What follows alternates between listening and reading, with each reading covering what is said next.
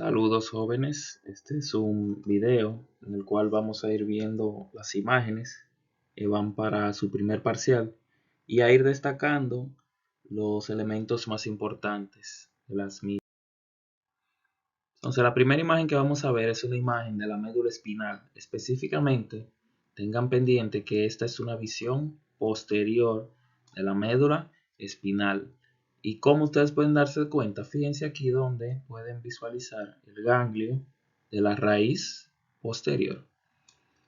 Bien, entonces algunos de los elementos importantes que vemos en esta imagen, primero destacamos la dura madre y la aracnoides, que pueden ser claramente visibles en esta imagen. Que recuerden que estas dos son las capas meningias más externas. La dura madre, la más externa, y la aracnoides, la que está en medio, y faltaría la pía madre, que es ya la capa meningia más interna. Que recuerden que estas capas meningias me ayudan a proteger al sistema nervioso central. Ellas forman parte de los llamados medios de protección del sistema nervioso central. Otro elemento que destacamos acá en esta imagen son estas estructuras que vemos acá, que son los ligamentos dentados. Que los ligamentos dentados son unas proyecciones de la pía madre que me van a ayudar a fijar la médula espinal. Ellos pertenecen a los medios de fijación de la médula espinal. Y los medios de fijación de la médula espinal son tres. A nivel superior, la médula espinal va a estar fijada a través de su continuación que tiene con la médula oblongada. A nivel inferior, va a estar fijada por otra proyección de la pía madre que se conoce como el filum terminal. Y a nivel lateral va a estar fijada primero por los ligamentos dentados y por estas estructuras que vemos acá, que son los nervios espinales o nervios raquídeos. Que ya que los mencionamos, destacamos de ellos el hecho de que están formados por dos raíces, una raíz anterior motora y una raíz posterior sensitiva. Recuerden que la raíz que tiene el ganglio es la raíz posterior, o sea, la raíz sensitiva. Y que este va a tener fibras motoras eferentes, o sea, que salen de la médula espinal, y fibras sensitivas aferentes que van a llegar a la médula espinal. Bien. Otro elemento importante que vemos aquí es a nivel superior que podemos ver, podemos visualizar la configuración interna de la médula espinal. Si se fijan acá podemos ver la división de la médula espinal en sustancia gris y sustancia blanca. Fíjense aquí cómo se puede visualizar la H acá, que los libros describen como forma de H o como forma de ala de mariposa, que es la sustancia gris. Y a lo periférico, a esta, se va a encontrar la sustancia blanca. Entonces, esta porción de acá es uno de los cordones blancos laterales. Y esto que se ve acá es el cordón blanco posterior. Bien, entonces tengan pendiente eso, que estos son los cordones blancos posteriores y estos son los laterales. Y ya los que quedan acá serían los anteriores. Que recuerden que los cordones blancos están relacionados directamente con los tractos, que los vamos a mencionar más adelante.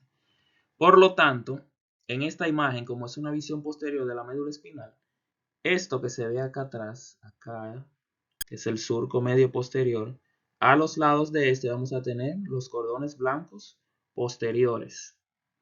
Recuerden que en los cordones blancos posteriores lo que teníamos eran las fibras del grácil y cuneiforme. Bien, los tractos grácil y cuneiforme. O sea, que tengan pendiente eso en esta imagen. Con la siguiente imagen vamos a ver más detalladamente lo que son los cordones blancos y la sustancia gris. Recuerden que la sustancia gris se va a dividir en un asta dorsal o posterior, acá, asta dorsal o posterior, que es sensitiva.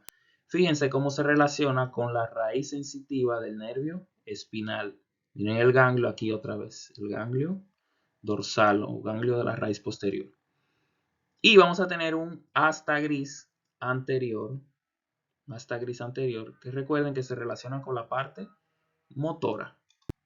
Bien, Recuerden que la lesión del asta gris posterior me va a dar alteraciones sensitivas, mientras que la lesión del asta gris anterior me va a dar manifestaciones motoras. Específicamente recuerden que a nivel del asta gris anterior es que vamos a tener las manifestaciones de motoneurona inferior. Que recuerden que la manifestación de motoneurona inferior se caracteriza por la parálisis, que va a ser una parálisis flácida, hipotonía, fasciculaciones, etc. Y todos los otros signos que ustedes conocen de motoneurona inferior. Mientras que la lesión de motoneurona superior va a estar dada cuando hay una lesión de la vía piramidal, o sea, del tracto córtico espinal. Que los signos de lesión de motoneurona superior, recuerden, el signo de Babinski positivo, clonus, parálisis rígida, hipertonía, espasticidad, etc. Bien, otra cosa importante que podemos ver acá y que debemos destacar son los cordones blancos y relacionado con ellos los tractos. Aquí vemos el cordón blanco lateral de un lado, que en este caso va a ser el cordón blanco lateral del lado izquierdo. Tengan eso pendiente, que este es el lado izquierdo. Cordón blanco lateral izquierdo. Y este obviamente va a ser el cordón blanco lateral derecho. Bien, es importante que tengan pendiente eso, porque recuerden que hay unos tractos que sus manifestaciones clínicas van a ser ipsilaterales, contralaterales, y en el examen deben de tener eso pendiente. Entonces, en los cordones blancos laterales recuerden que tenemos dos tipos de tractos. Tenemos tracto sensitivo y motor. El sensitivo va a ser el tracto espinotalámico lateral, que recuerden que ese es el que se encarga de recoger la sensibilidad de la termoalgesia, o sea, dolor y temperatura. Y que la lesión del tracto espinotalámico lateral a este nivel, es a nivel de la médula espinal, se va a manifestar de manera contralateral por debajo del nivel de la lesión. O sea que si yo lesiono justamente el punto acá donde tenemos el círculo, en ese punto ahí, y hablo de manifestaciones del espinotalámico lateral, el paciente va a tener pérdida de la termoalgesia del lado derecho, porque recuerden que es contralateral. Bien, y el otro tracto que vamos a tener aquí es el tracto motor. Un tracto motor que es el tracto córtico espinal. Que dijimos ya que los signos que daba la lesión del córtico espinal son signos de motoneurona superior. Parálisis rígida, hipertonía, hiperreflexia, etc. Y recuerden que si la lesión es a este nivel, a nivel de la médula espinal donde está el punto rojo, se consideraría una lesión ipsilateral porque ya el tracto está cruzado. Recuerden que él se cruza a nivel de la médula oblongada y ya en la médula espinal ya está cruzado. Bien, tenemos aquí el cordón blanco anterior, en este punto, cordón blanco anterior, que recuerden que se va a dividir, al igual que los laterales, en una parte izquierda, acá, y una parte derecha.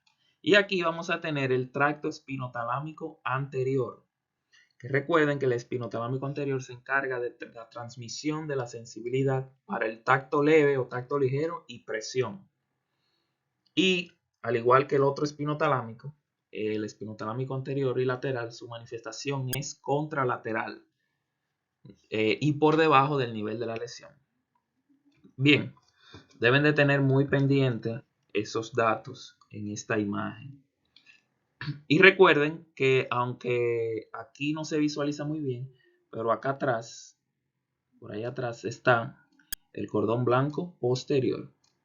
Que recuerden que a nivel del cordón blanco posterior, lo que teníamos, o lo que tenemos, perdón, es el tracto gracil cuneiforme.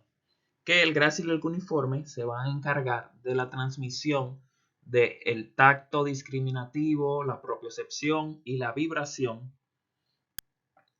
O sea, ellos se encargan de recoger esa sensibilidad. Y que su lesión a este nivel, o sea, a nivel de la médula espinal, va a ser ipsilateral y por debajo del nivel de la lesión, obviamente. Bien, entonces, de esas imágenes es lo más relevante a tener en cuenta.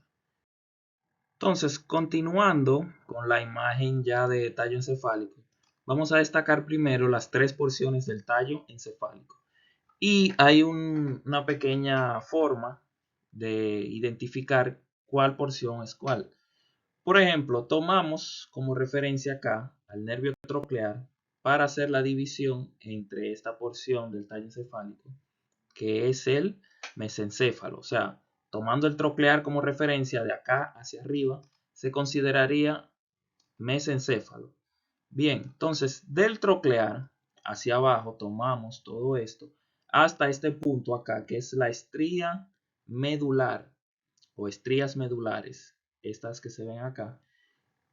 Y todo esto me ayuda a encontrar o a delimitar la parte perteneciente a la protuberancia, o sea, al puente. Y ya inferiormente a la estría medular, ya todo lo que me queda acá, señalado en azul, sería médula oblongada o bulbo raquídeo. Bien, entonces una vez destacado eso, vamos a ir señalando las estructuras de cada porción del tallo encefálico. Primero, vamos a señalar acá, a destacar los colículos superiores. Estos que se ven acá, colículos superiores. Recuerden que los colículos superiores van a estar relacionados con la visión y es que ellos van a servir como centros de reflejos visuales. Y aparte de eso, a nivel de los colículos superiores, si yo realizo un corte transversal a este nivel, voy a encontrar el origen real del tercer par craneal, o sea, el óculo motor. Bien, si nos dirigimos más abajo, vamos a encontrar acá los colículos inferiores. Que los colículos inferiores, si se acuerdan del video pasado, vieron que a nivel de los colículos inferiores hay un punto de estación, o sea, como una sinapsis de la vía auditiva. Por eso los colículos inferiores se han relacionado con la audición. Bien, visión, los superiores, audición, los inferiores. Y también acá me sirven como punto anatómico para yo hacer un corte. Si yo hago un corte transversal a nivel de los colículos inferiores, voy a encontrar el origen real del cuarto par craneal, o sea, el troclear. Ahí mismo en mesencéfalo, a nivel posterior, vamos a encontrar acá el origen aparente del cuarto par craneal, que es el troclear. Cuarto par craneal, el troclear. Su origen aparente, que es a nivel del velo medular superior, acá en este punto. Y recuerden también de esta imagen que es una visión posterior del tallo encefálico. Y siendo una visión posterior, esta parte de acá sería derecha y esto que vemos acá sería izquierda. Bien, entonces eso quiere decir que este nervio es el nervio troclear del lado derecho, que se va a dirigir al ojo derecho. Y este de acá es el troclear izquierdo, que va a dirigirse hacia el ojo izquierdo. Si nos dirigimos más inferiormente hacia la protuberancia, o bueno, hacia el puente, vamos a encontrar estas dos estructuras acá, que son los llamados colículos faciales. Que recuerden que los colículos faciales van a tener relación con dos pares craneales. Primero vamos a destacar el que tiene su origen real a este nivel. Si yo realizo un corte transversal a nivel de los colículos faciales, voy a encontrar el origen real del sexto par craneal, o sea, del abducens. Y recuerden que el núcleo del abducens se encuentra en este punto, pero él es rodeado, o sea, hay fibras que le dan la vuelta a este núcleo, que van a ser fibras del nervio facial. Por eso es que se llama colículo facial. Lo morado sería el núcleo del abducens y lo rojo serían las fibras del facial que le dan la vuelta. O sea, el facial únicamente tiene fibras ahí, no tiene ni origen real ni origen aparente. Origen real del abducens. Bien, entonces eso es en cuanto a lo que vemos en la visión posterior de puente. Más inferiormente, ya a nivel de la médula oblongada, vamos a encontrar primero esta estructura que vemos acá, que es el llamado trígono del hipogloso. Trígono del hipogloso, o sea, del par craneal número 12, el 12º par craneal. Que recuerden que esta porción, justamente a este nivel, es que va a estar relacionado con el origen real del hipogloso. Y más inferiormente a este vamos a encontrar el llamado trígono del vago, acá, más abajo. El trígono del vago, que obviamente va a estar relacionado con el origen real del vago a este nivel. Trígono del vago. Si seguimos acá en la médula oblongada y nos dirigimos más inferiormente también, vamos a encontrar primero el surco medio posterior, que el surco medio posterior me va a servir como punto de división entre el lado izquierdo y derecho. Y aquí, a los lados del surco medio dorsal o surco medio posterior, vamos a encontrar dos estructuras agrandadas, dilatadas, que van a ser primero el tubérculo del grácil acá y al lado de este el tubérculo del cuneiforme. Que recuerden que a este nivel es donde vamos a tener los núcleos del grácil y del cuneiforme. O sea, este es el punto donde grácil y cuneiforme se cruzan. Y recuerden, cuando estén tomando su examen, que a este nivel pudieran preguntarle de grácil y cuneiforme, que ya los mencionamos en la otra imagen, que transmiten vibración, propiocepción y tacto discriminativo. Bien, eso es en cuanto a la visión posterior del tallo encefálico. Continuando entonces con la visión anterior del tallo encefálico, vamos a ver ahora y hablar sobre los pares craneales. Primero vamos a tener que dividir el tallo encefálico en sus tres porciones. Este surco de acá me ayuda a encontrar o a dividir la parte que pertenece al mesencéfalo. Obviamente ya ustedes conocen que esto acá es puente. Y ya la parte inferior que nos queda acá sería médula oblongada, acá abajo. Bien, entonces vamos a ir hablando de ellos, estos elementos por porciones.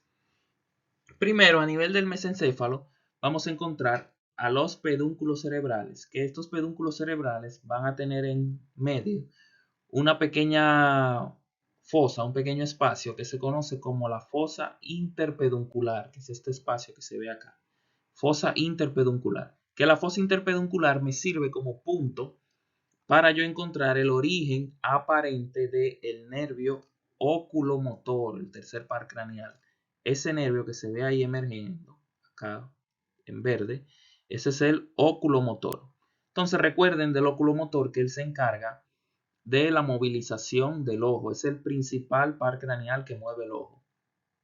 Y este va a inervar casi todos los músculos extraoculares. Va a inervar específicamente recto superior, recto inferior y el recto medial.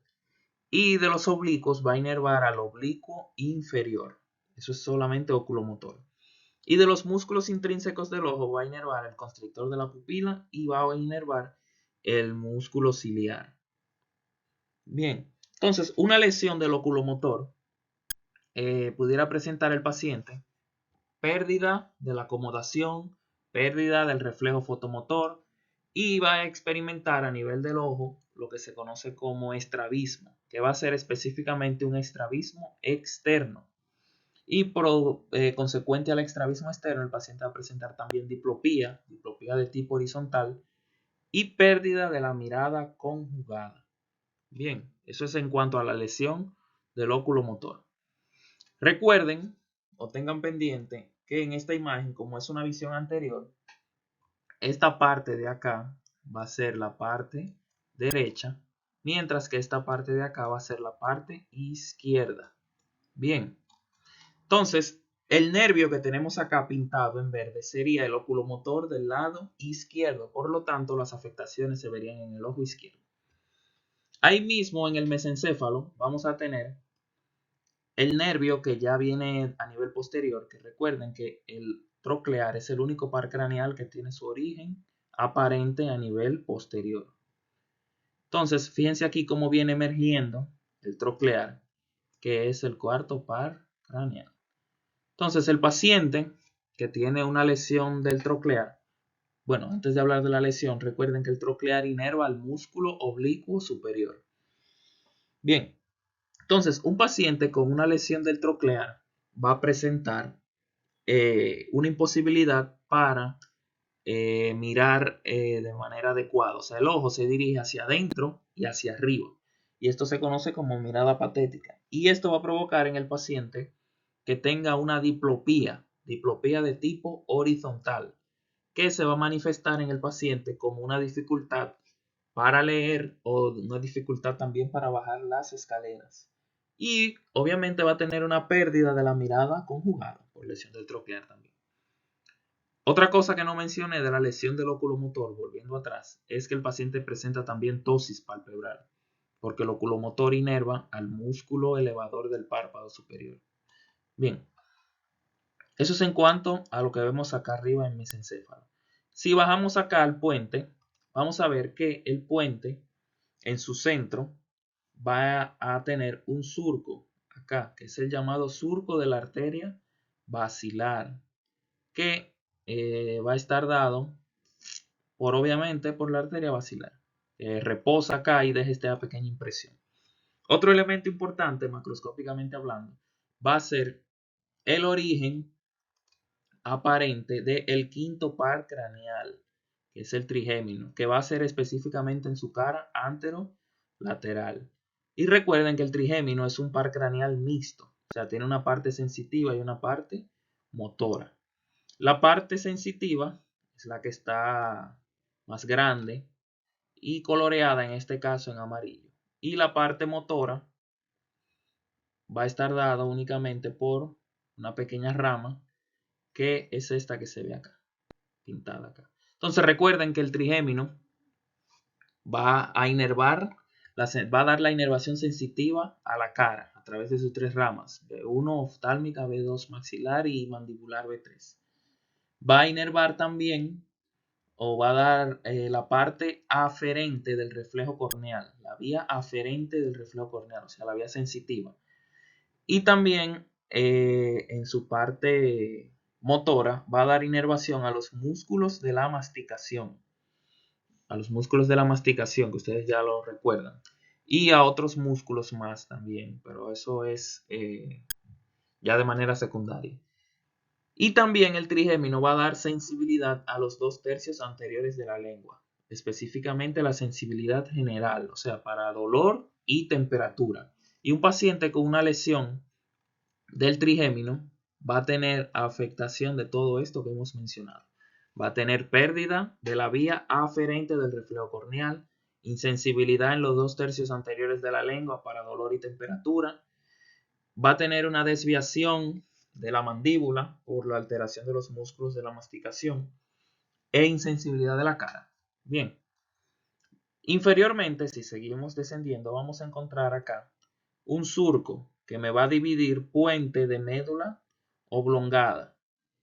Y este surco es el surco médulo-pontino, o también llamado surco bulbo-protuberancial. Pero tengan pendiente principalmente el nombre de médulo-pontino.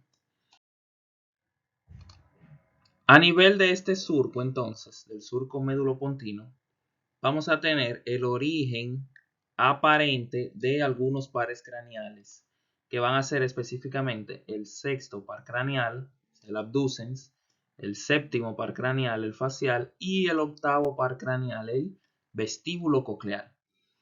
Entonces, recuerden del abducens que es un nervio que va a inervar a nivel ocular, va a inervar específicamente el recto lateral.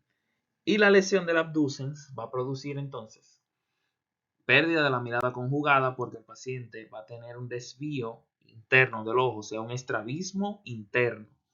Y va a tener diplopía también. Bien, eso es por lesión del abducens. En el caso del facial, recuerden que el facial también es un par craneal mixto. Par craneal mixto. Y este va a tener funciones motoras y sensitivas. En cuanto a las funciones motoras, va a inervar los músculos de la expresión facial, va a inervar el músculo digástrico, específicamente uno de los vientres del digástrico, y también me va a dar la sensibilidad, ya en su raíz sensitiva, me va a dar la sensibilidad de los 2/3 anteriores de la lengua, pero va a ser la sensibilidad específica, o sea, el gusto, los sabores, va a estar recogido por el facial. Algo que deben de tener en cuenta con el nervio facial es recordar lo de la parálisis facial. Que recuerden que la parálisis facial se puede dividir en dos tipos: parálisis facial central y parálisis facial periférica. Entonces, la parálisis facial periférica es una lesión de las fibras que vienen descendiendo desde el núcleo del facial.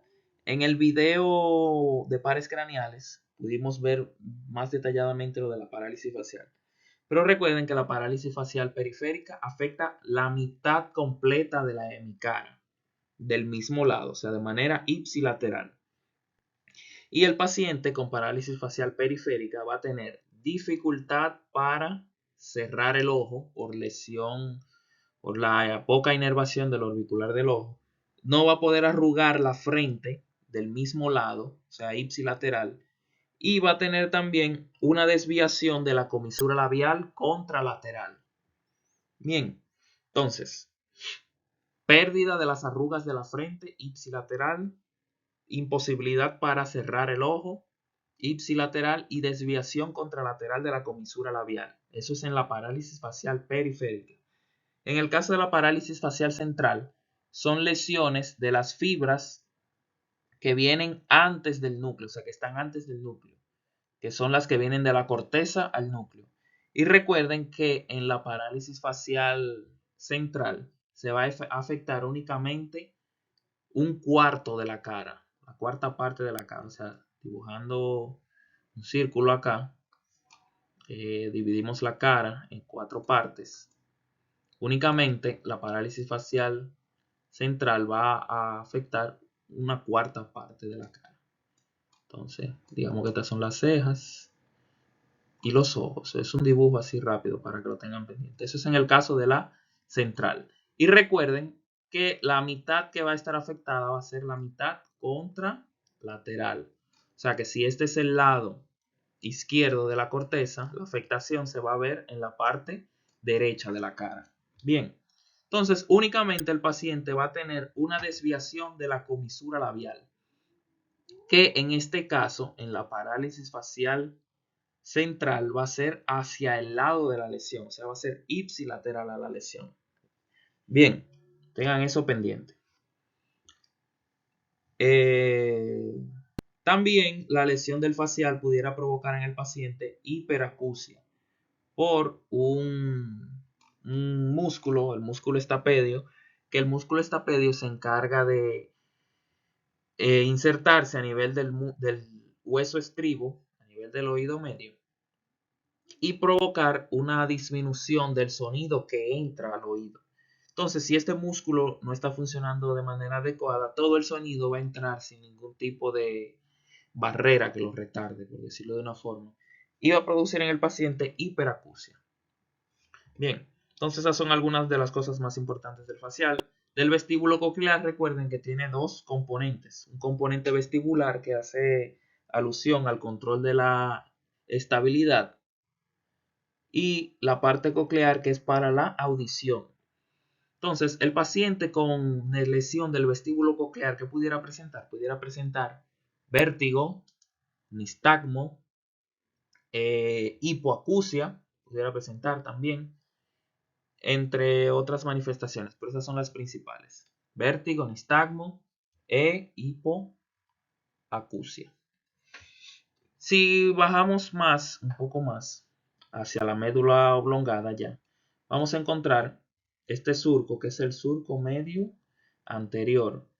Y este surco medio anterior, vamos a ver que me ayuda a delimitar dos estructuras muy importantes a nivel de la médula oblongada, que son estas elevaciones acá, que se conocen como las pirámides.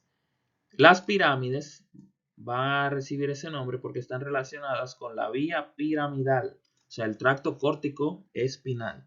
A este nivel, a nivel de las pirámides, es donde se cruzan las fibras del córtico espinal. Bien, perdón, no es a nivel de las pirámides, es acá abajo. En este punto acá, que se conoce como la decusación de las pirámides, aquí es donde se cruzan las fibras del córtico espinal. Bien, a los lados de la pirámide vamos a tener unas estructuras ovaladas grandes acá, que se conocen como las olivas. Estas olivas me van a ayudar anatómicamente para encontrar los llamados surcos, retroolivar y preolivar. El surco preolivar es el surco que se encuentra antes de las olivas, acá. Ese surco que se ve acá es el surco preolivar, que va a ser el origen aparente del 12º par craneal, que es el hipogloso. Que recuerden que el hipogloso lo que hace es inervarme la mayoría de músculos intrínsecos de la lengua, o sea, se encarga del movimiento, principalmente del movimiento de la lengua.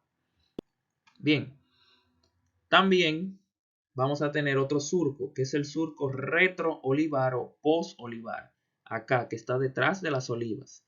Que este surco me va a servir como punto anatómico para encontrar el origen aparente de glosofaringio, vago y el nervio accesorio. Bien, de los tres últimos pares craneales que nos faltan por hablar. Recuerden que el glosofaringio me va a dar la inervación del tercio posterior de la lengua. La inervación tanto general como la especial. O sea, se encarga del dolor, temperatura y el gusto del tercio posterior de la lengua. Aparte de eso, de inervarme músculos, de un músculo de la faringe que pudiera provocar por lesión del glosofaringio disfagia en el paciente. También el glosofaringio se encarga de inervar la parótida, da inervación parasimpática a la parótida y al seno carotidio, que en el video de pares craneales hablamos de ellas. Y ya que mencionamos a la parótida, que es una glándula salival, recuerden que las otras glándulas salivales que nos faltan son inervadas por el facial. O sea, el facial inerva las submandibulares y las sublinguales. Bien, y también las glándulas lagrimales son inervadas por el facial. En cuanto al nervio vago, me va a inervar la mayoría de músculos o sea, la mayoría de los músculos constrictores de la faringe. Y aparte de eso, va a dar las fibras parasimpáticas que inervan los músculos bronquiales, los pulmones, el corazón y el tracto gastrointestinal hasta los 2/3 proximales del colon transverso. Entre el glosofaringio y el vago va a haber una comunicación muy interesante que va a ser a través de un reflejo que ellos regulan, que es el reflejo nauseoso. Recuerden que el glosofaringio daba la vía aferente del reflejo nauseoso, o sea, la vía sensitiva, mientras que el vago va a dar la vía eferente, o sea, la vía motora del reflejo nauseoso. Y el par craneal que nos falta es el 11º, que es el accesorio.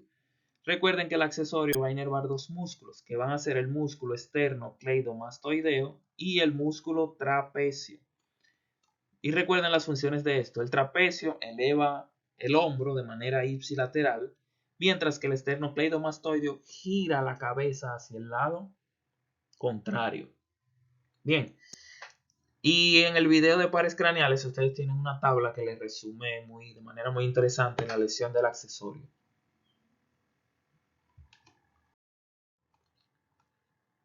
La siguiente imagen que tenemos es esta, que es una imagen real perdón, del sistema nervioso central, en la cual muchos estudiantes tienden a confundirse. Un truco muy interesante para entender esta imagen es relacionarla con otra que ya ustedes tienen de el tallo encefálico, y es esta.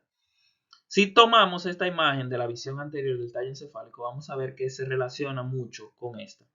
Fíjense aquí, donde tenemos acá a nivel inferior el surco médulo pontino, que en la imagen real acá, ¿dónde estaría el surco médulo pontino? A este nivel. Eso que se ve aquí es el surco médulo pontino. Bien, entonces eso quiere decir que esto que se ve aquí es puente y acá abajo esto es médula oblongada. o bulbo raquídeo. Bien, entonces, del puente, fíjense a quién tenemos acá en su cara anterolateral, emergiendo de manera aparente, el quinto par craneal o trigémino, ese que se ve acá. Entonces, este pequeñín que se ve acá, ese es el trigémino, emergiendo ahí. Tenganlo pendiente, ahí ese es el trigémino. Y fíjense aquí cómo tenemos, a nivel de médula oblongada, tenemos el surco, en la imagen de la izquierda tenemos el surco medio anterior. Y aquí fíjense dónde lo tenemos, este que se ve acá es el surco medio anterior. Bien. Entonces, a los lados del surco medio anterior, ¿a quién tenemos aquí? Tenemos a las pirámides, o en este caso a la pirámide. Bien, entonces esto que se ve acá, eso es la pirámide. Y recuerden que se relaciona con el tracto córtico espinal. Bien, y esa amiga que tenemos acá atrás, esa es la oliva. Entonces, este surco que se ve acá es el surco preolivar. Ese que se ve acá. Entonces, eso es para que tengan más o menos una idea de qué es lo que se visualiza en esa imagen. Entonces, recuerden, acá el puente trigémino que se puede visualizar acá. Fíjense aquí donde tenemos la pirámide relacionada con el córtico espinal y ya lo otro médula oblongada. Bien, que ya de todos esos elementos hemos destacado bastante, hemos hablado mucho. Y la última imagen que va para su parcial es esta, en la cual vemos una resonancia muy interesante donde podemos ver claramente al tallo encefálico con sus porciones. Fíjense aquí cómo tenemos ese elemento que se ve ahí, que protruye hacia adelante, que es protuberante. Esa es la protuberancia o puente. Ese es el puente que se ve acá. Y ya que tenemos el puente acá, ya sabemos que queda por encima y por debajo. Acá arriba tendríamos, esta porción acá sería el mesencéfalo a nivel superior, y a nivel inferior acá tendríamos la médula oblongada, acá inferiormente, médula oblongada. Y ya hemos hablado bastante de estas tres porciones del tallo encefálico y con qué se relacionan. Entonces recuerden que pudieran preguntarle, señalarle acá y preguntarle sobre cualquier cosa relacionada con el mesencéfalo. Principalmente el tema de pares craneales. Recuerden que con mesencéfalo los pares craneales relacionados son el par craneal 3 y 4, oculomotor y troclear. Relacionados directamente con el puente tenemos el quinto par craneal, o sea, desde el punto de vista macroscópico, estoy hablando de los orígenes aparentes de ellos. Recuerden, el puente en la cara anterolateral tenemos el origen aparente del trigémino. Y en el surco entre médula oblongada acá y puente, el surco médulo-pontino, recuerden que ahí vamos a tener el origen aparente del sexto par craneal, el del abducens, del facial y del vestíbulo coclear. Bien, a ese nivel. Y ya a nivel de la médula oblongada vamos a tener el origen aparente de los pares craneales 9, perdón, escribí mal acá, 9, 10 y 11, que recuerden que van a tener su origen a nivel del surco retroolivar. Y en el surco preolivar, el último par craneal, que es el 12º par craneal o hipogloso. Bien, tengan eso pendiente.